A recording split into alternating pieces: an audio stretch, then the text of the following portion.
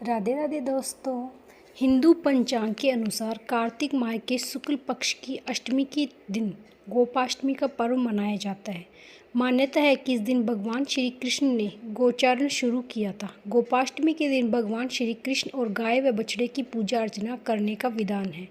आज के इस वीडियो में हम जानेंगे कि साल 2025 में गोपाष्टमी कब है, दिन व दिनांक क्या रहेगी, अष्टमी तिथि क्या रहेगी, पूजा विधि क्या है और कथा और महत्व।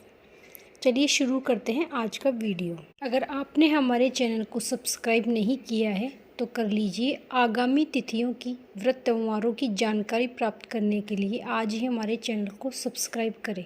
गोपाष्टमी के दिन जल्दी उठकर स्नान आदि से निवृत्त हो जाना चाहिए। उसके पश्चात स्वस्थ वस्त्र धारण करें और पूजा का संकल्प लें और गाय और बछड़े को स्नान कराएं। सूर्य देव को जल अर्पित करें। उसके पश्चात गाय और बछड़े को तिलक करके चौकी पर भगवान श्री कृष्ण की मूर्ति को विराजित करें। दीपक जलाकर भगवान श्री कृष्ण की पूजा अर्चना करें। साथ ही गौ माता की भी पूजा करें। भगवान श्री कृष्ण को माला और भोग प्रसाद अर्पित करें।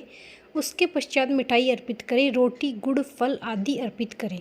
अंत में आरती करें। गाय में 33 करोड़ देवी देवता वास करते हैं, इसलिए गाय को पूजा जाता है। जो लोग गौ माता को पहली रोटी खिलाते हैं उनके घर में कभी भी बरकत खत्म नहीं होती है। गौ माता का दूध तो पौष्टिक होता ही है, साथ ही गौ माता के मूत्र में भी अनेक दवाइयाँ बनाई जाती हैं।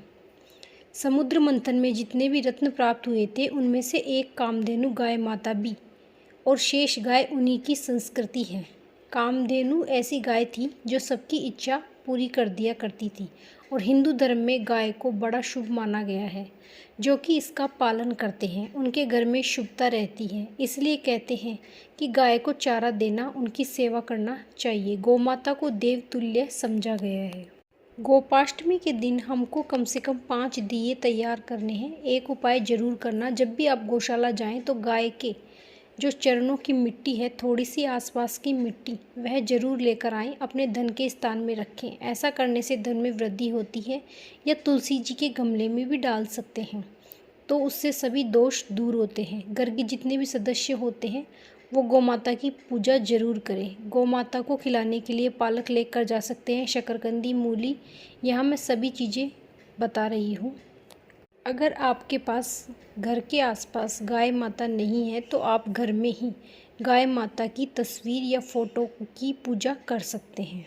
वैसे तो गाय की ही पूजा करना बहुत ही शुभ माना गया है, तो जितना हो सके हमें गोपाष्टमी के दिन गाय की पूजा तो ज़रूर ही करनी चाहिए।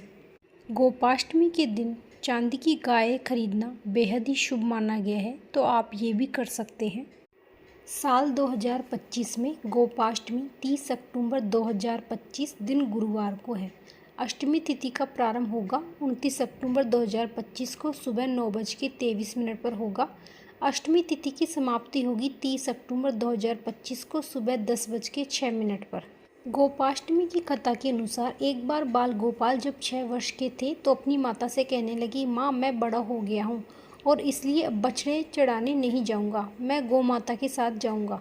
यशोदा ने नंद बाबा पर टालते हुए कहा कि अच्छा ठीक है, लेकिन एक बार बाबा से पूछ लो। भगवान श्री कृष्ण नंद बाबा के पास गए और कहने लगे कि अब मैं बछड़े नहीं बल्कि गाय चराने जाया करूंगा।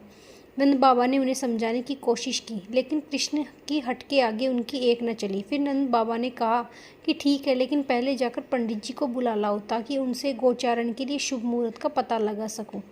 बाल गोपाल दौड़ते हुए पंडित जी के पास गए और उन्होंने कहा, पंडित जी आपको नंद बाबा ने गोचारण के मुहूर्त को देखने के लिए बुलाया है।